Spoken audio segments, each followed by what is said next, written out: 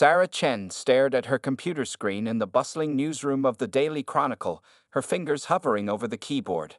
At 32, she had built a reputation as one of the city's most fearless investigative journalists, known for exposing corporate scandals and bringing down corrupt executives. But today's assignment made her pause. Sterling Innovations CEO exclusive interview. Read the email from her editor-in-chief, James Morton. The message was clear. Get an in-depth profile of Marcus Sterling, the 38-year-old tech billionaire who had managed to stay out of the media spotlight despite his massive success. Sarah ran her fingers through her shoulder-length black hair, a habit she had when deep in thought. She had always viewed billionaires with suspicion, seeing them as people who built their fortunes on the backs of others. Yet Sterling Innovations was different, known for its groundbreaking clean energy solutions and employee-friendly policies. "You're the only one who can crack this, Chen," James had told her earlier that morning in his office.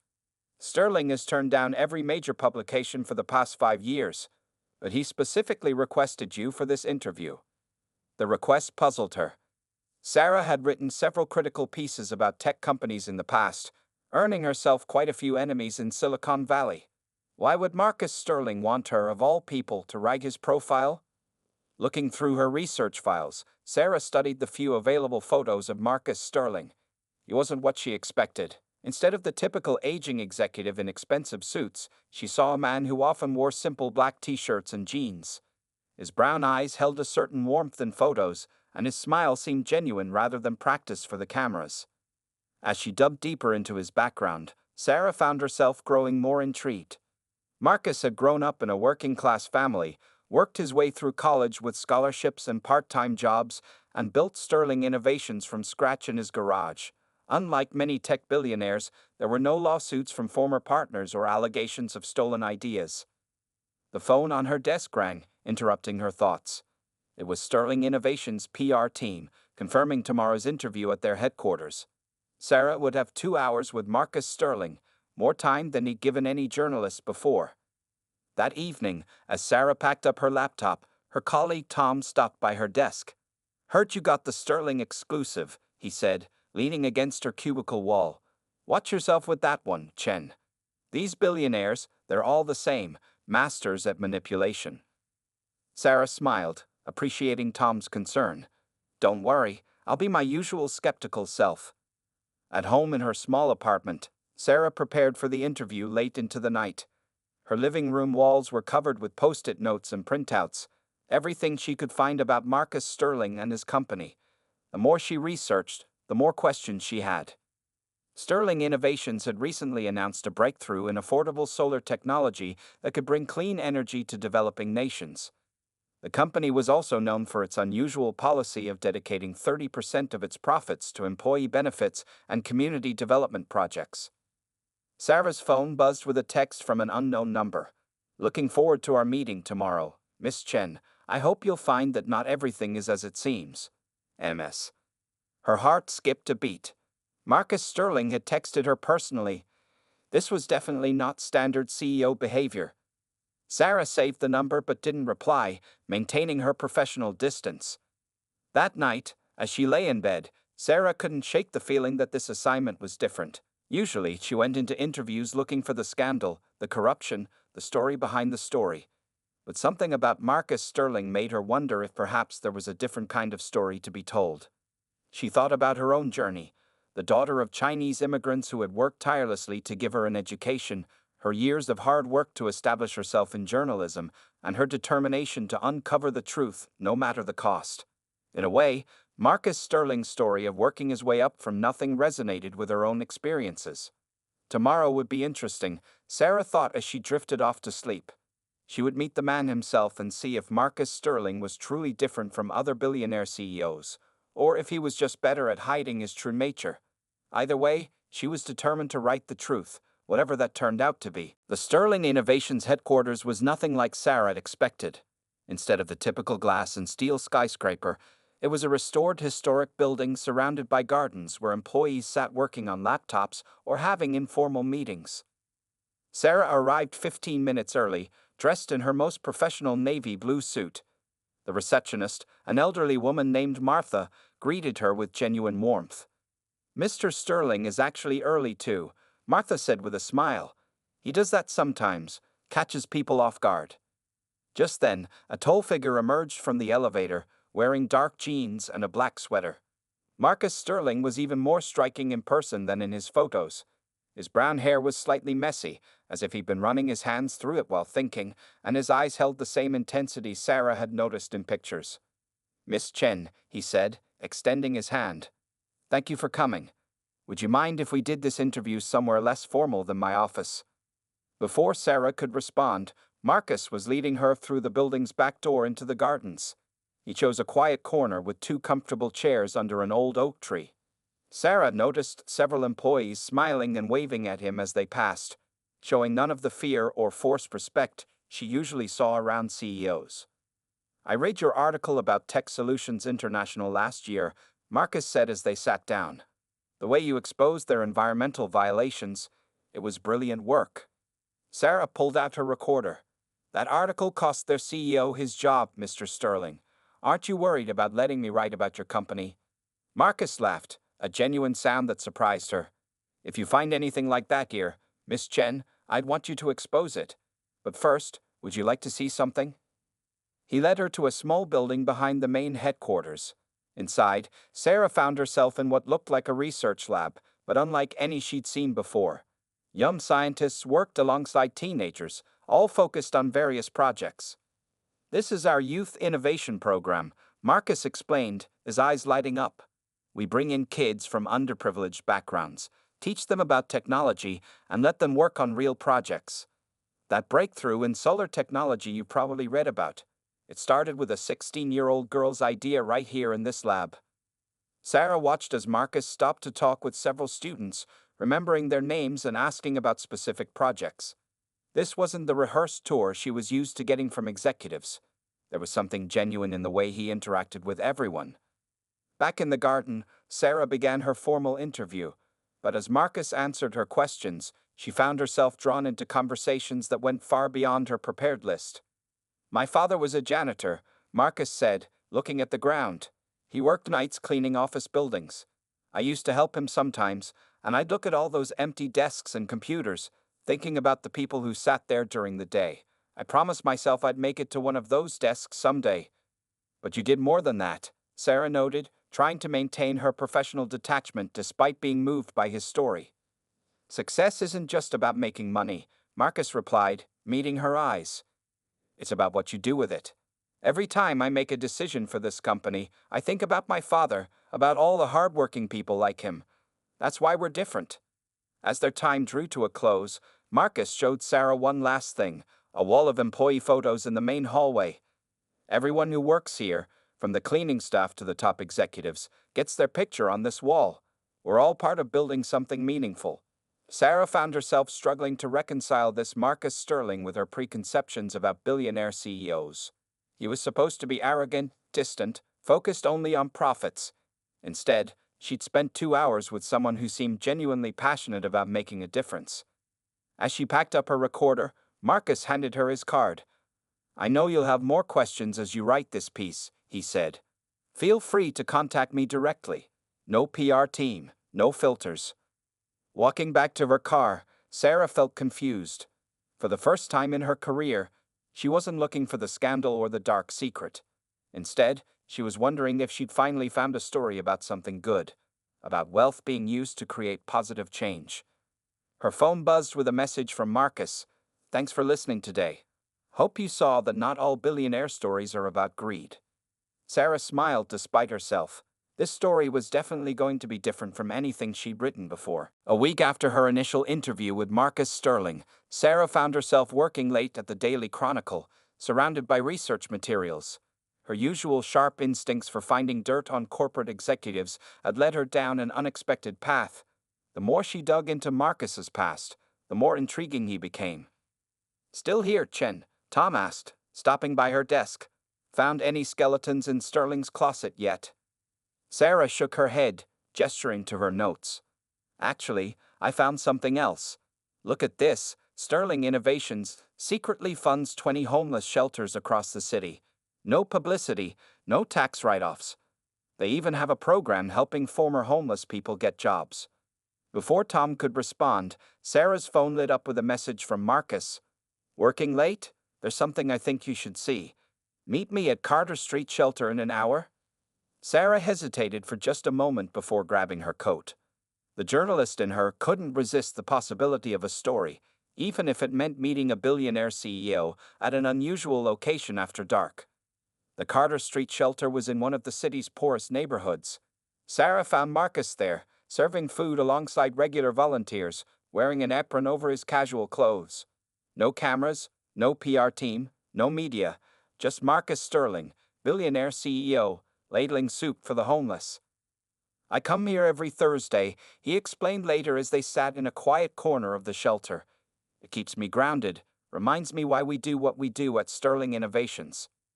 Sarah watched as he greeted shelter residents by name, asking about their job searches or their children. Why keep this secret? She asked. Most CEOs would turn this into a huge publicity opportunity. Marcus's expression grew serious. Because helping people isn't about getting credit. My mother taught me that. She used to make extra food every Sunday to feed struggling neighbors, never told a soul about it. These people, he gestured around the shelter, they don't need a billionaire's photo op, they need real help. As they walked through the shelter, Marcus showed Sarah a computer lab where residents could take online courses and search for jobs. Sterling Innovations funded this, but we kept our name off it. Sometimes the best things we do are the ones nobody knows about. Sarah's reporter instincts were firing on all cylinders, but not in the usual way. Instead of looking for scandal, she found herself wanting to understand the man behind these quiet acts of kindness. Later that night, as they sat in a small coffee shop nearby, Marcus shared more of his story. When I started making real money, he said, stirring his coffee, I bought all the things people expect, fancy car, big house, but it felt empty. Then I remembered how it felt when my family struggled, how a little help could have changed everything. That's when I started the secret projects. Sarah's phone buzzed with a message from her editor. How's the Sterling piece coming? Got anything juicy? She looked at Marcus, who was now chatting with the elderly coffee shop owner about her grandchildren. The juicy story wasn't what she expected. It was about a billionaire who used his wealth to help others without seeking recognition. There's something else you should know, Marcus said as they were leaving. Next week, Sterling Innovations is announcing a major new initiative. We're converting all our patents for clean energy technology to open source. Any company can use them, free of charge. Sarah stopped in her tracks. That's worth billions in potential revenue. Your shareholders will revolt. Marcus smiled. Maybe. But what's the point of having solutions to the world's problems if we keep them locked behind paywalls? Money isn't everything, Sarah. For the first time, he'd used her first name, and something in the way he said it made her heart skip a beat. Sarah quickly reminded herself that she was a professional, writing a story. She couldn't let her growing admiration for Marcus cloud her judgment. As they parted ways, Marcus handed her a USB drive. This contains details of all our secret projects, the shelters, the job programs, everything. You're the first journalist to see this. Do with it what you think is right. Walking home that night, Sarah realized she was no longer writing just another CEO profile. She was documenting something rare, a powerful person who used that power to genuinely help others. The question was, could she tell this story without it sounding like a puff piece? And more importantly, could she maintain her professional distance from a man who was proving to be unlike anyone she'd ever met? The morning started with chaos at the Daily Chronicle. Sarah walked into the newsroom to find everyone gathered around the TV screens, where breaking news was flashing. Sterling Innovations accused of data theft. Multiple sources claimed company stole competitors' technology. Sarah's heart sank as she watched the report. Anonymous sources claimed Sterling Innovations' breakthrough solar technology was stolen from a rival company, Global Tech Solutions. The stock market was already reacting, with Sterling Innovations shares plummeting. Her phone buzzed with messages from other journalists asking for comments, but one message stood out, from Marcus. I know how this looks, but there's more to the story. Trust me. James, her editor, called her into his office immediately. Chen, tell me you got something on this. You've been investigating Sterling for weeks now. Sarah's mind raced to the USB drive Marcus had given her, filled with evidence of his secret charitable works. But none of that would help with these accusations. I need time to investigate this properly, she told James. You've got 48 hours, James replied. If Sterling's been stealing technology, I want us to break that story first. Back at her desk, Sarah began digging through everything she knew about Sterling Innovations' solar technology. The timing of this scandal seemed too perfect, just days before they planned to make their patents open source. Her phone rang again. This time it was Marcus's assistant, Emily. Mr. Sterling would like to meet with you. He says it's urgent. An hour later, Sarah found herself in Marcus's office for the first time.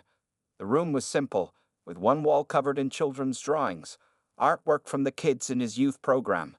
Marcus looked tired, his usual confident demeanor replaced by visible stress. The technology wasn't stolen, he said without preamble, but proving that means revealing something I've kept secret for years. He pulled out an old notebook, its pages filled with hand-drawn diagrams and calculations. This is from when I was 16. I designed the basic concept for our solar technology back then, working in my father's garage. I never patented it because I didn't have the money or knowledge about patents at that age. Sarah studied the notebook. The dates and drawings seemed authentic, but as a journalist, she needed more. Why would Global Tech Solutions make these accusations now? Marcus ran his hands through his hair in frustration. Because they found out about our plan to make everything open source. They've been trying to buy our patents for months. When we refused to sell, they must have decided to try this instead. As they talked, Sarah's phone kept buzzing with updates. More accusations were emerging, and social media was filled with speculation about Marcus Sterling's fall from grace. The man who had seemed too good to be true was now being painted as just another corrupt executive. There's something else, Marcus said quietly. Global Tech CEO, Richard Hammond, approached me last week. He offered to buy Sterling Innovations for billions above market value. When I refused, he hinted that things could get difficult for us. Sarah's reporter instincts kicked in. Do you have proof of that meeting? Marcus nodded slowly. Security cameras in my office recorded everything. But releasing that footage means admitting I suspected trouble and recorded a private meeting. It could make me look paranoid or manipulative. Sarah felt torn. The evidence of Marcus's early work could prove his innocence, but publishing it meant exposing his personal history. The security footage could expose Global Tech's schemes, but it might damage Marcus's reputation too. As if reading her thoughts, Marcus said, I know I'm putting you in a difficult position, Sarah. You're a journalist first, and you need to report the truth. Whatever you decide to write, I'll understand. Their eyes met, and Sarah saw something beyond professional concern in his gaze. The stakes had suddenly become much higher than just another business story. Give me 24 hours, she said finally. I need to verify everything independently. That's the only way this story will hold up. As she left his office, Sarah felt the weight of responsibility on her shoulders.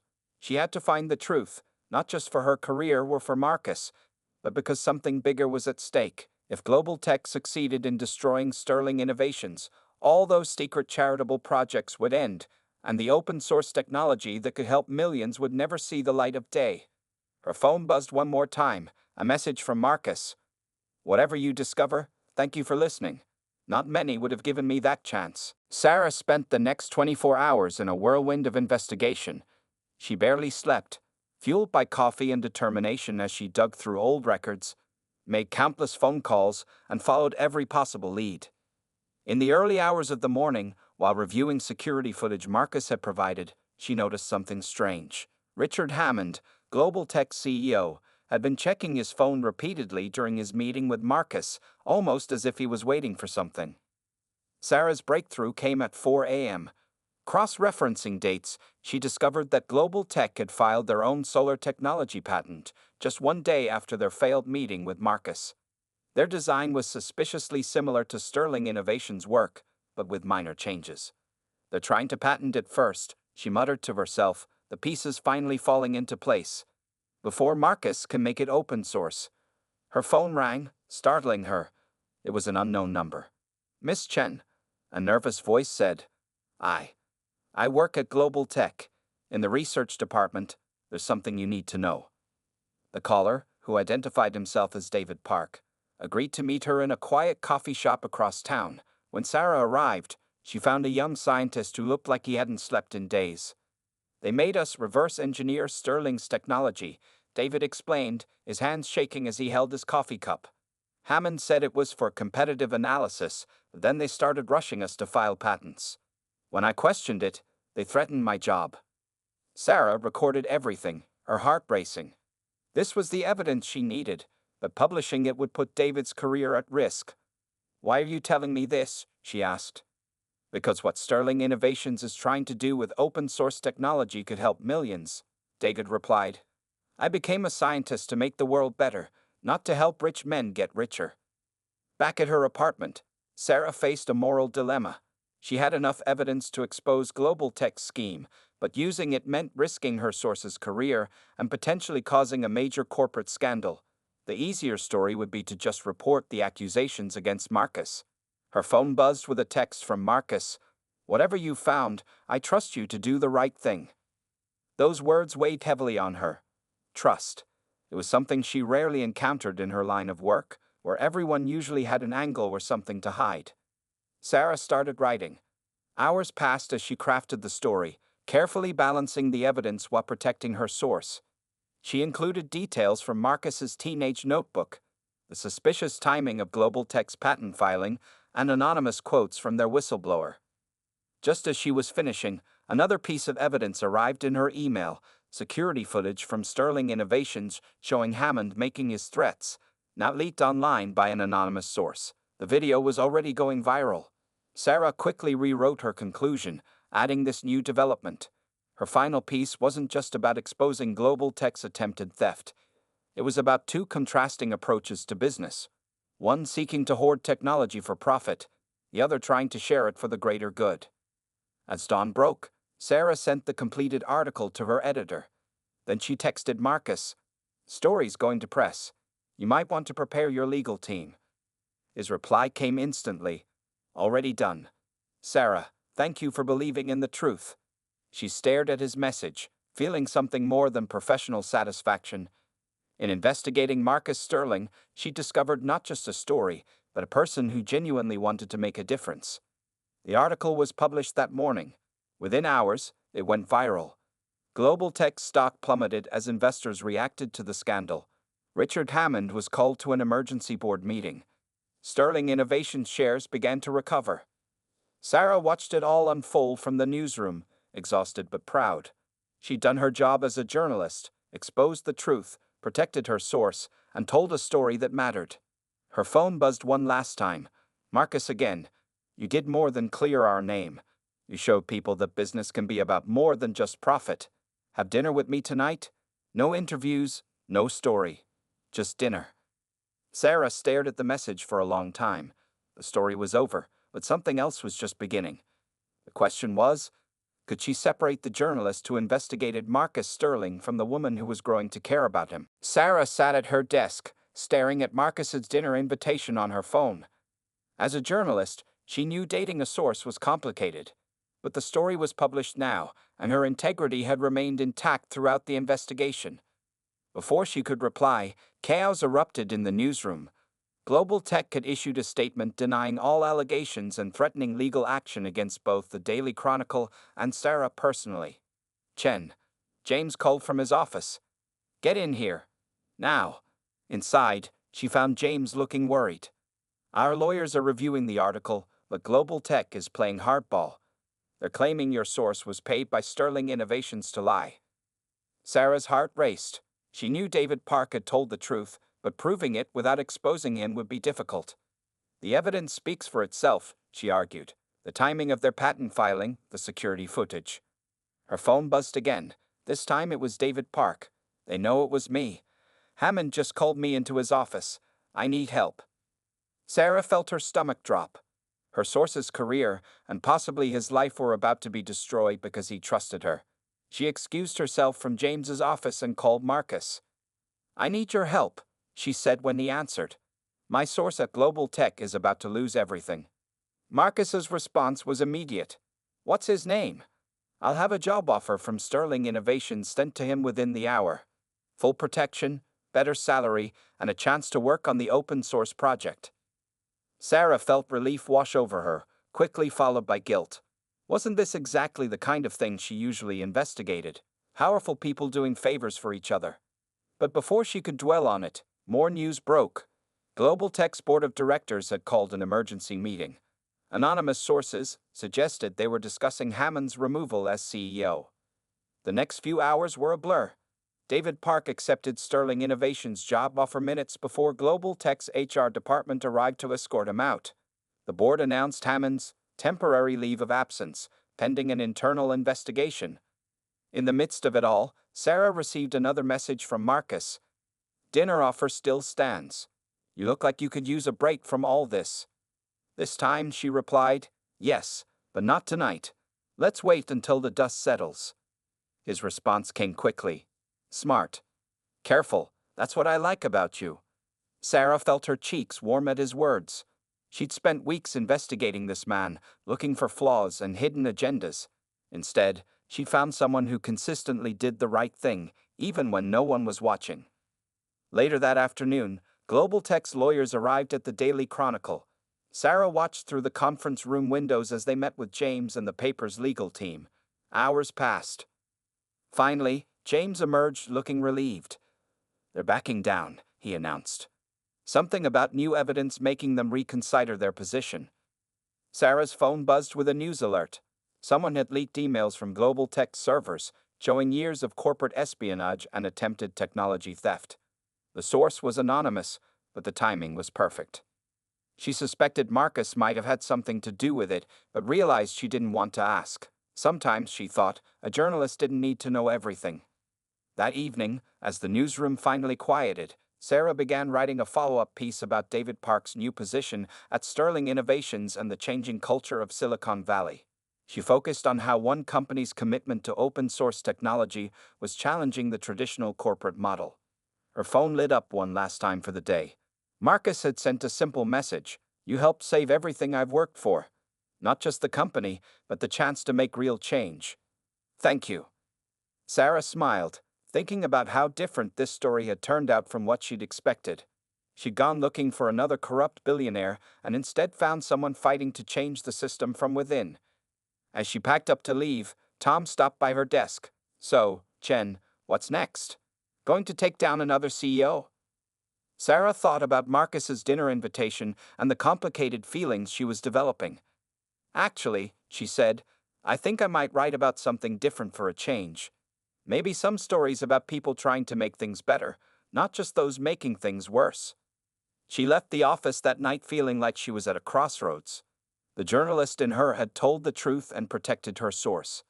Now she had to decide what to do about the woman who was falling for Marcus Sterling. A month had passed since the Global Tech scandal. Sarah sat in a small Italian restaurant, nervously adjusting her wine glass. After weeks of text messages and 2 rescheduled attempts, she and Marcus were finally having their first real date. Sorry I'm late, Marcus said, sliding into the seat across from her. You look different outside of work, more relaxed in a casual blue shirt. His usual confident CEO persona softened around the edges. Sterling Innovations keeping you busy? Sarah asked, trying to maintain the easy rapport they'd developed during her investigation. Actually, I was meeting with David Park's team. Their improvements to our solar technology are incredible. Sometimes the best ideas come from giving people a chance to work without fear. Their conversation flowed naturally, moving from work to personal stories. Sarah learned about Marcus's first failed business attempts, his close relationship with his parents, and his secret passion for terrible science fiction movies. But halfway through dinner, Sarah's phone buzzed with a news alert. Her heart sank as she read it. Questions arise about Sterling Innovations' new employee benefits program, possible tax evasion scheme. Marcus noticed her expression change. Bad news. Sarah hesitated, then showed him the alert. I should probably tell you. James asked me to look into this story. The warmth in Marcus's eyes didn't fade. Investigate it, he said simply. That's your job. I have nothing to hide. But this, us, Sarah gestured between them. Won't it complicate things? Before Marcus could answer, a man approached their table. Mr. Sterling, I'm from the Business Times. Care to comment on the tax evasion allegations? Sarah watched as Marcus handled the interruption with grace, neither confirming nor denying anything, but suggesting the reporter check the company's publicly available financial records. After the reporter left, Marcus turned back to Sarah. This is going to keep happening, you know. Being with me means dealing with this kind of thing. Being with you. Sarah raised an eyebrow. That's presumptuous, Mr. Sterling. He laughed, the tension breaking. Well, Ms. Chen, I did wait a month after your story was published before asking you out. I'd say I'm being quite patient. Their evening was interrupted twice more by people wanting to talk to Marcus. Each time, Sarah observed how he treated everyone with the same respect, whether they were waitstaff or business reporters. As they walked through the city after dinner, Sarah brought up what was really bothering her. I built my career on being objective, on exposing corporate corruption. How can I do that if I'm dating a CEO? Marcus stopped walking and turned to face her. Do you know why I agreed to that first interview with you? Because you're known for finding the truth, no matter what. That shouldn't change just because we're whatever we are. And what are we? Sarah asked quietly. Two people who care about making things better, who happened to meet because you were investigating me. He smiled. Though I have to admit, that's not how I usually start relationships. They reached a small park, and Sarah found herself telling Marcus about her own fears and ambitions, her desire to write stories that mattered, her worry about losing her credibility, her struggle to balance personal happiness with professional integrity. I have a proposal, Marcus said finally. You keep doing your job exactly as you always have. Investigate whatever stories come your way, including ones about Sterling innovations. I'll never ask you to compromise your integrity. And what if I find something bad? Then you publish it. That's what good journalists do. He took her hand. But off the record, I'm kind of hoping you'll find more good stories than bad ones. Sarah looked at their joined hands, thinking about how complicated her life had become. A month ago, everything was simple: find corruption, expose it, repeat. Now she was holding hands with a billionaire CEO who kept surprising her with his integrity. One condition, she said. No more secret charitable projects. The world needs to see that successful companies can also do good openly. Marcus grinned. Deal. But you have to help me announce them. No one tells those stories better than you.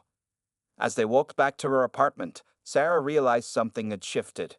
She wasn't just a journalist looking for the next big story anymore, and Marcus wasn't just another CEO. They were two people trying to change things for the better, each in their own way. Her phone buzzed again, probably another news alert or a message from James about the tax evasion story. For the first time in her career, Sarah decided it could wait until tomorrow. 1 year later, Sarah sat at her desk at the Daily Chronicle, putting the finishing touches on her latest article. The headline read, Sterling Innovations Open Source Revolution. 1 year later. Her wall now displayed a Pulitzer Prize for her series on corporate responsibility, inspired by her investigation of Marcus Sterling. Things had changed dramatically over the past year. Sterling Innovations' open-source technology initiative had sparked a transformation in the tech industry. Other companies were following their lead, making their own innovations freely available. The impact was especially significant in developing countries, where access to affordable clean energy was changing lives. Sarah smiled as she read a text from Marcus. Meeting finished early. Still on for dinner? I have news. Their relationship had evolved in unexpected ways. Sarah had maintained her journalistic integrity, even writing critical pieces about Sterling innovations when necessary. Marcus had kept his promise, never asking her to compromise her principles. They had found a balance that worked, though it hadn't always been easy. Just last month, Sarah had published an article questioning one of Sterling Innovations' new projects.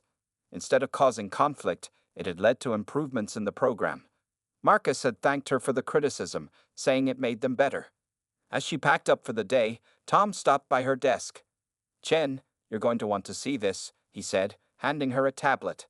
On it was breaking news. Global Tech's former CEO, Richard Hammond, had just been indicted for corporate espionage. Sarah's phone buzzed again. This time it was David Park, now heading Sterling Innovations' renewable energy division. Did you see the news? Justice finally caught up with Hammond. At the restaurant that evening, Marcus seemed distracted. Sarah knew him well enough now to notice when something big was on his mind. They talked about their day, the Hammond indictment, and the success of their latest joint project, a foundation that helped young journalists investigate corporate responsibility.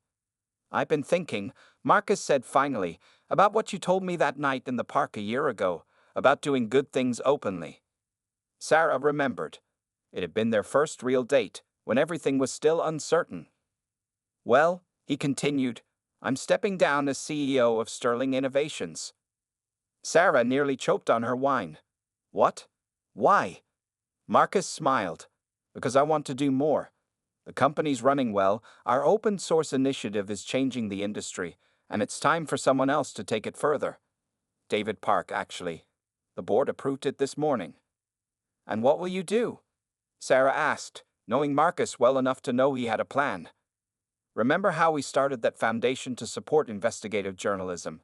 I want to expand that. Create a global network of independent journalists and ethical businesses working together to solve problems.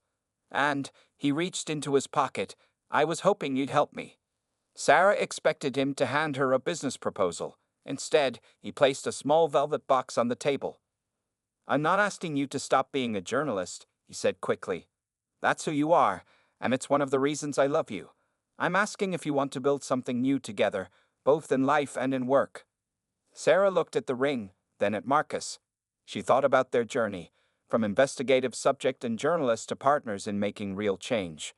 She thought about all the stories still to be told, all the work still to be done. "On one condition," she said, smiling.